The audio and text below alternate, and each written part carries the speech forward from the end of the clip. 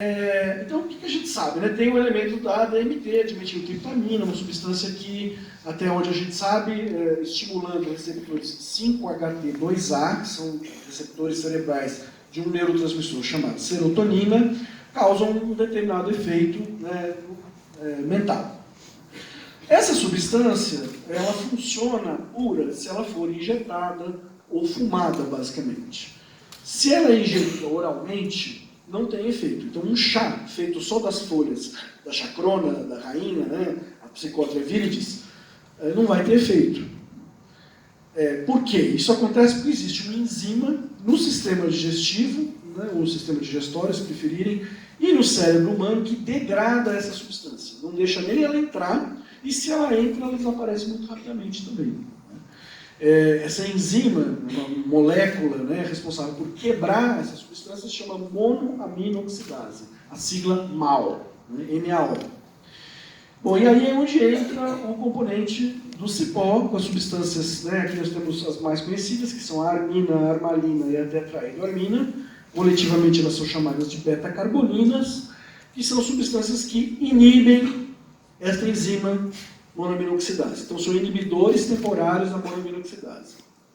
E com isso, quando se ingere um chá feito com a DMT presente na chacrona, ou na chagropanga, né, como já falou o Rafael, mas que não é o caso mais comum no Brasil, e o cipó da ayahuasca, né, o mariri, o jagube, Banisteriopsis caapi, aí sim a DMT consegue atingir e causar efeitos no cérebro humano.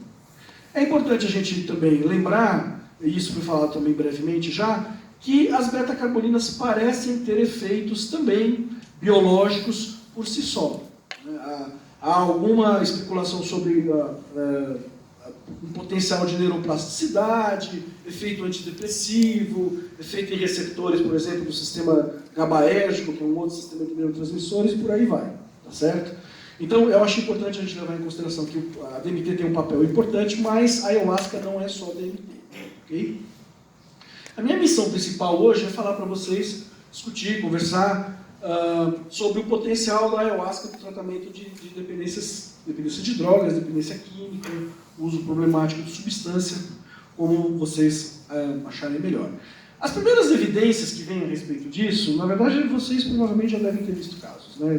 Eu acredito que tem um bom número de bebedores do chá aqui nesse anfiteatro, já devem ter conhecido pessoas, se não aconteceu com alguns de vocês mesmo, de ter parado o uso problemático de alguma substância por conta de beber o chá. Né?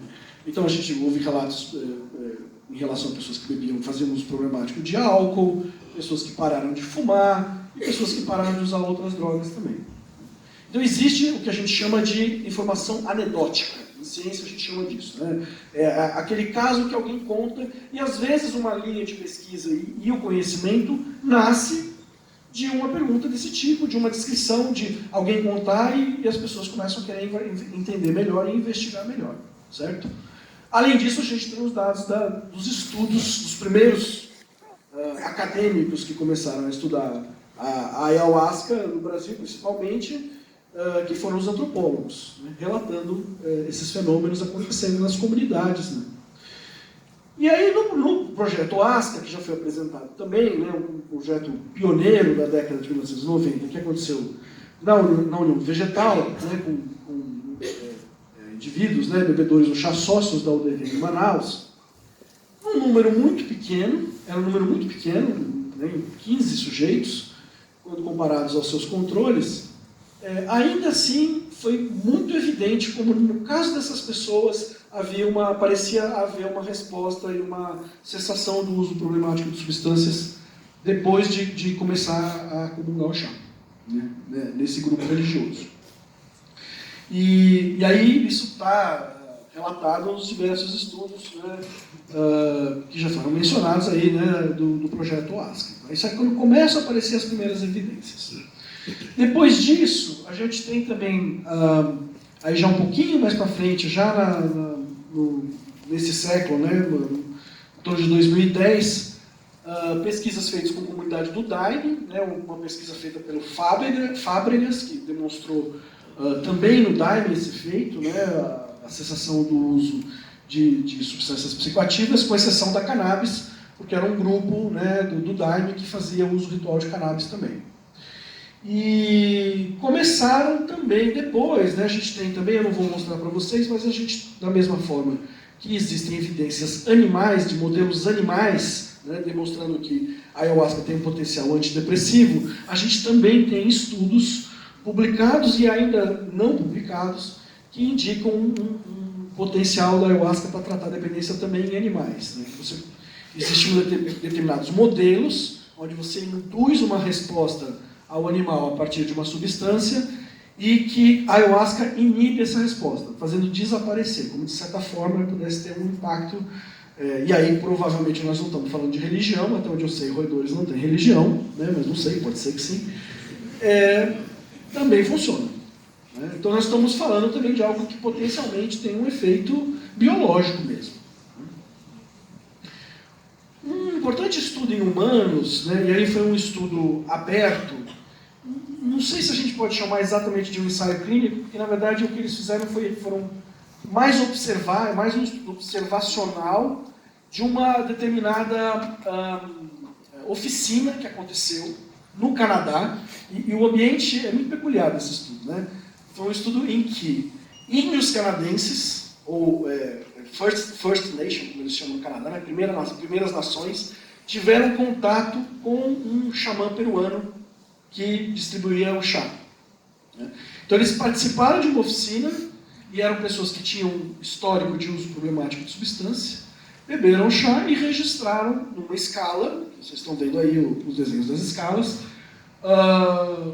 a frequência e o consumo de substâncias psicoativas na base, né? E depois nos dias subsequentes ao que a cerimônia que aconteceu. E a gente vê mais claramente aqui no caso desse estudo, essa linha sólida, que é o de usuários de cocaína, e também um consumo considerável aqui dos usuários de álcool. Entretanto, esse é um estudo aberto. Ele não foi, por exemplo, como no estudo de depressão da UFRN, comparado com um placebo, ou com alguma outra circunstância comparativa.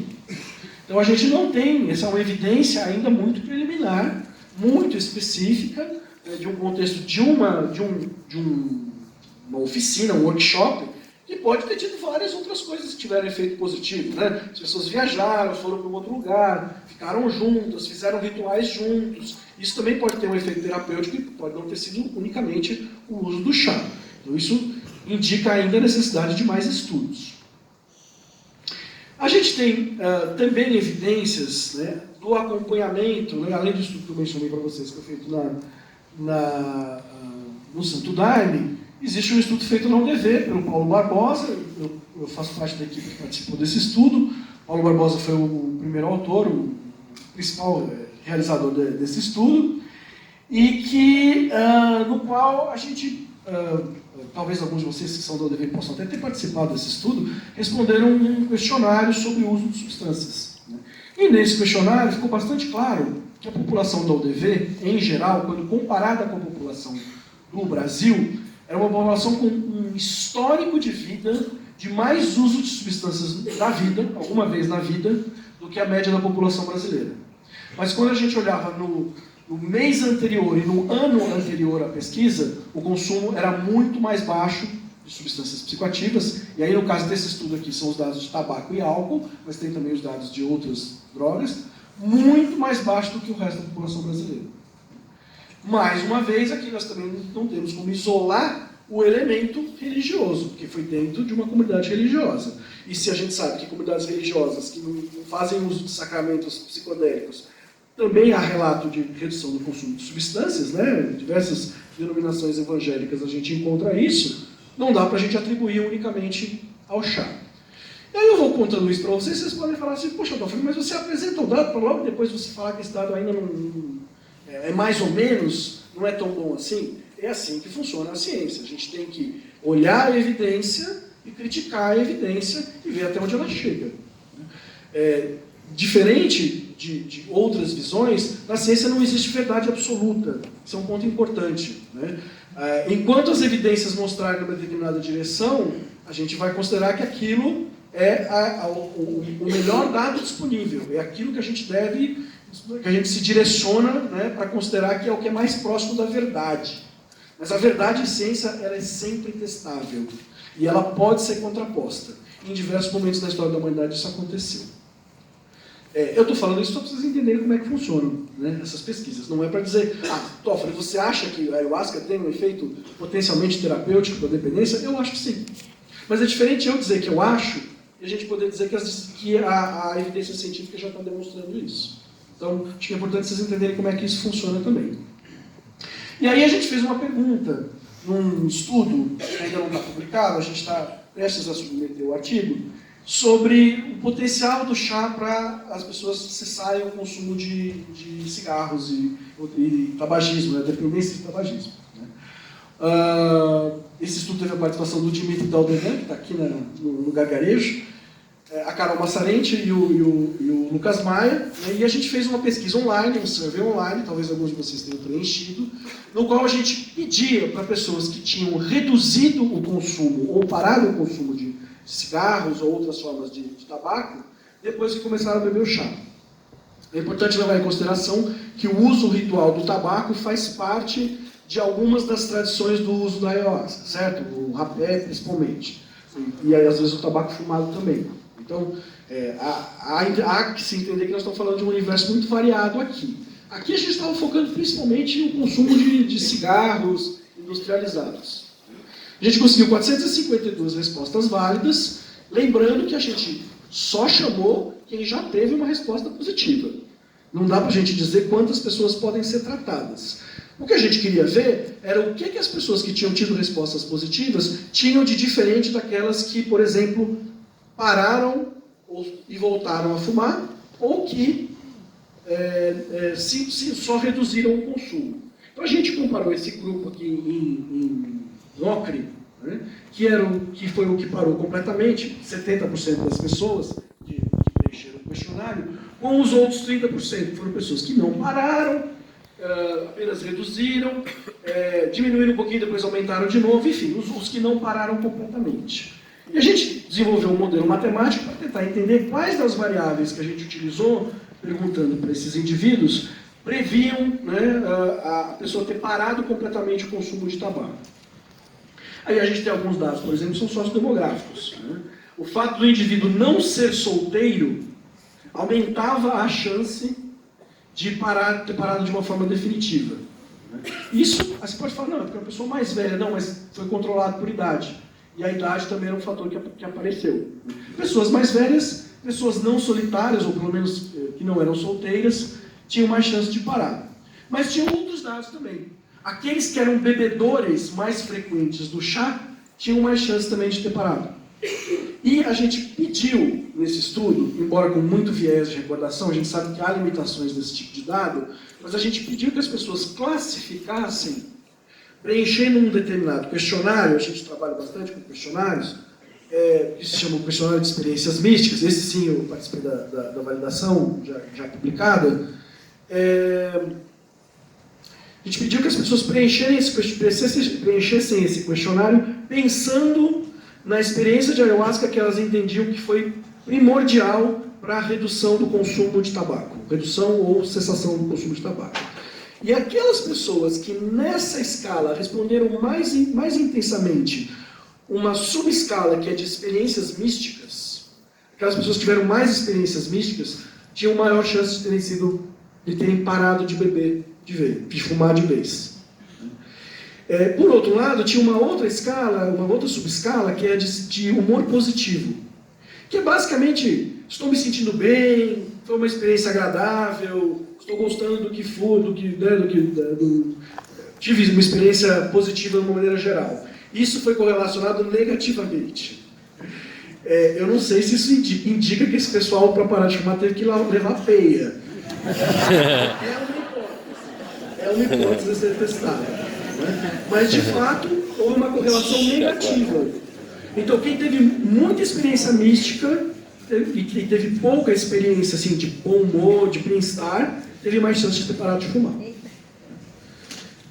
Então, esse é um dado aí para a gente pensar também. Né?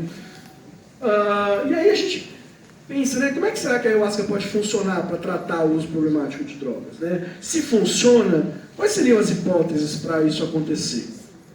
A primeira hipótese tem a ver com o efeito geral. Na verdade, tem mais hipóteses do que as que eu vou lançar. Eu vou apresentar apenas algumas para não perder muito tempo, depois a gente pode discutir um pouco mais no debate. Mas uma primeira ideia é o seguinte: a ayahuasca pode melhorar o estado mental dos indivíduos. As pessoas podem se sentirem melhor. Né? Já foram o Rafael mostrou os dados dele do mestrado, falando de redução de sintomas de ansiedade. A gente tem os estudos de depressão. É possível que, melhorando os sintomas de depressão e de ansiedade, a pessoa tenha uma resposta parando o consumo de substâncias. Né? Embora isso não vai explicar todos os casos, mas pode ajudar a entender alguns casos. Outro elemento é o contexto social e o contexto de participar de um grupo que vai fazer o uso ritual de uma substância e que, em geral, dentro desse contexto desses grupos, existe uma recomendação ou um hábito, né, de redução de consumo de outras substâncias, especialmente o álcool. Né?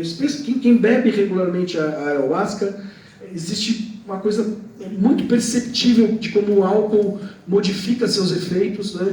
Sem mais efeitos euforizantes, deixando apenas um efeito assim, sedativo, né? Tirando, vamos dizer assim, o barato do álcool. Né? Mas a gente não pode esquecer o elemento social e o elemento das religiões, inclusive com a doutrina e as doutrinas, tá certo? Então isso precisa ser levado em consideração até quando a gente considera que isso é variável de grupo para grupo. Por exemplo, os que fazem uso ritual de tabaco, os que fazem uso ritual de cannabis, e por aí vai. Outra hipótese tem a ver com esse artigo que o professor Rafael mostrou para a gente também, né, que é um estudo que indica o potencial da neuroplasticidade dos psicodélicos, e mais especificamente aí no caso da DMT. Mas a gente tem algumas evidências também que sugerem que as beta-carbolinas podem ter um potencial nesse campo, sugerindo, né, a abertura de novas conexões, de novas sinapses, permitindo talvez, né, um maior repertório de comportamento e mudando a possibilidade das pessoas expandir o universo diante do qual as pessoas estão potencialmente em alguns contextos fechados. Né? Podem estar fechados nos sintomas depressivos, podem estar fechados na dependência química. Dentro dessa ideia também, a gente tem também a evidência, no caso essa é uma evidência da psilocibina, a gente ainda não tem uma evidência clara a respeito disso no caso da ayahuasca, mas de um aumento da possibilidade de conexões entre áreas cerebrais, não só nos neurônios, mas também em áreas cerebrais. Nesse estudo feito pelo grupo do professor David Nutt na Inglaterra, a gente encontra do lado esquerdo aí da imagem, que vocês estão vendo, o grau de conexão entre as áreas cerebrais quando a pessoa toma placebo. Quando a pessoa faz uso da psilocibina, que é o psicodélico presente nos cogumelos mágicos, existe essa hiperconectividade. E tudo indica de que alguma coisa semelhante acontece também no caso da ayahuasca. Essa hiperconectividade é que permite diversas coisas. Né? A lembrança, provavelmente, né? A lembrança de elementos passados da vida da gente que a gente aparece do nada quando você bebe o chá, e também a ideia de que se possa quebrar padrões esclerosados e calcificados do comportamento. Além disso, existe uma crítica, né, uma hipótese que vai falar que não, na verdade, é um grande placebo. Você está passando por uma experiência que é muito impressionante, que é muito impactante, que você vai ver um monte de coisa na tua vida, que você eventualmente vai passar por uma experiência difícil, vai passar por uma peia, né, vai ter... E só pelo fato de você passar por essa experiência muito intensa em busca de se cuidar, em busca de se tratar, isso já seria terapêutico em si, não por um efeito específico. É difícil a gente... essa, na verdade, é uma das mais criticáveis porque a gente tem os dados de célula, né, os dados de animais. Eu não estou aqui detalhando tudo isso para vocês, mas o Rafael já mostrou bastante no campo da DMT, o que a gente já tem sobre isso. Existem estudos também com outros psicodélicos, que sugerem que não é uma coisa inespecífica. Mas a gente não pode ignorar que esse elemento da autossugestão, da busca e da impressão que aquilo tem dentro de si também pode ser um elemento, pelo menos, que não explique tudo, mas que explique parte dessa história. Para concluir, e depois a gente passa para fazer a discussão, e aí com certeza mais elementos interessantes vão aparecer. Eu queria falar de 2 riscos principais da ayahuasca para a saúde mental. A gente já falou bastante do potencial positivo do tratamento de sintomas ansiosos, a gente ainda tem uma discussão potencial aí para o tratamento de transtorno obsessivo compulsivo, por exemplo. A gente já tem evidência no caso da psilocibina, que seria interessante ser testado também no caso da ayahuasca, depressão, mas como já frisou o Rafael, eu vou frisar para vocês também, a gente não tem aqui, do ponto de vista da ciência farmacológica, evidência suficiente para dizer é um tratamento. A gente tem evidência suficiente para dizer tem um potencial. Existe um potencial que merece, deve ser explorado, e o Brasil deve investir nisso, porque para nós é muito mais fácil fazer pesquisa com a ayahuasca do que em outros países. Então nós temos que seguir esse caminho. Mas existem riscos. O Rafael já falou sobre o risco na psicose.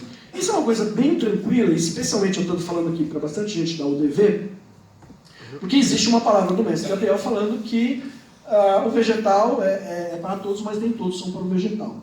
Quem é do Daime já deve ter ouvido também um dito do mestre Ineu falando de uma maneira muito parecida, dizendo que o Daime é para todos, mas nem todos são para o Daime. Outros falam isso também nos grupos ayahuasqueiros neoxamânicos. Então, é importante a gente ter a clareza de que, como qualquer substância, como qualquer elemento que existe na natureza, nem todo mundo tem condições de fazer uso.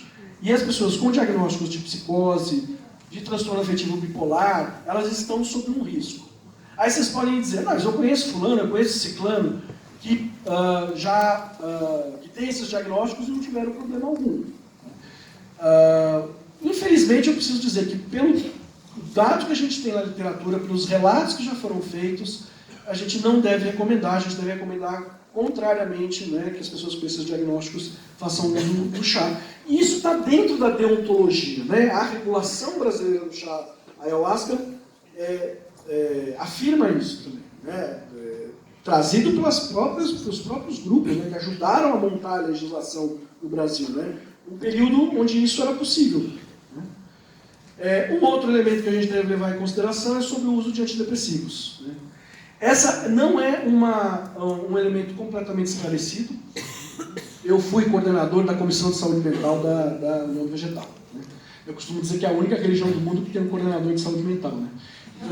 Eu tive a honra de estar nesse papel. E a gente sabe que havia maneiras de se poder as pessoas fazerem uso regular de antidepressivos e beber o chá, mas suspendendo o uso e controlando o uso. No entanto, essa experiência prática dos psiquiatras da UDV não foi transformada em evidência científica.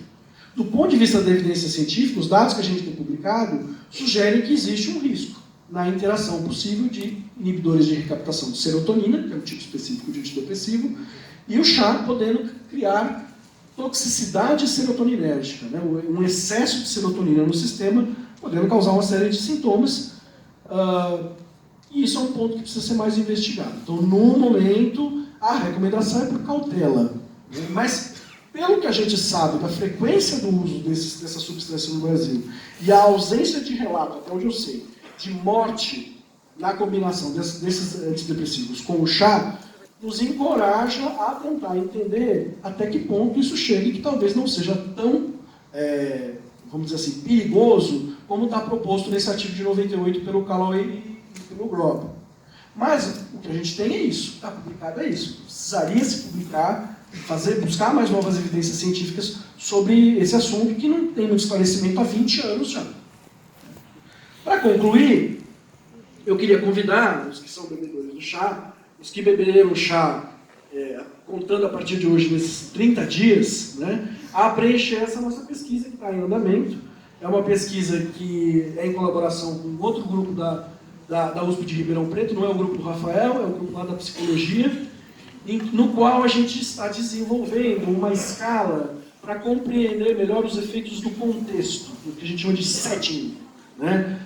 O ambiente, a luminosidade, a interação social, como é que as pessoas sentem o local em que elas estão bebendo chá. A gente tem muito pouco participantes da UDV atualmente, né? Dos cerca de mil respostas, a gente tem 5% da UDV. Então, evidentemente, todo mundo está convidado a responder, mas o convite mais enfático é para a Irmandade da União do Vegetal. E a pessoa tem que ter tomado chá nos 30 dias anteriores a preencher a escala, a preencher o questionário. Se você faz mais tempo, então você espera você tomar e depois você preenche. Tá bom? Bom, é isso. Eu queria, mais uma vez, assim, concluir, como eu costumo dizer, sobre a importância que a gente tem no Brasil de poder pesquisar o chá. E às vezes as pessoas falam assim, não, mas olha só, a ciência vai chegar e vai roubar o chá dos grupos ayahuasqueiros. A ciência é um perigo, a ciência vai querer se demonstrar os aspectos terapêuticos, vai proibir as religiões de usar o chá e vão querer usar só em farmácia. Eu vejo isso de uma maneira completamente diferente. Na verdade, eu acho que todos os cientistas, todos os pesquisadores brasileiros que trabalham com o chá ayahuasca, que investigam e que buscam demonstrar os efeitos positivos, eu tendo a entender que, na verdade, eles trazem maior segurança aos bebedores do chá, aos bebedores rituais, e mais do que isso, nós, pesquisadores, devemos gratidão a todos esses grupos, grupos indígenas, os grupos religiosos, que vêm fazendo uso, e principalmente quando fazem o uso responsável.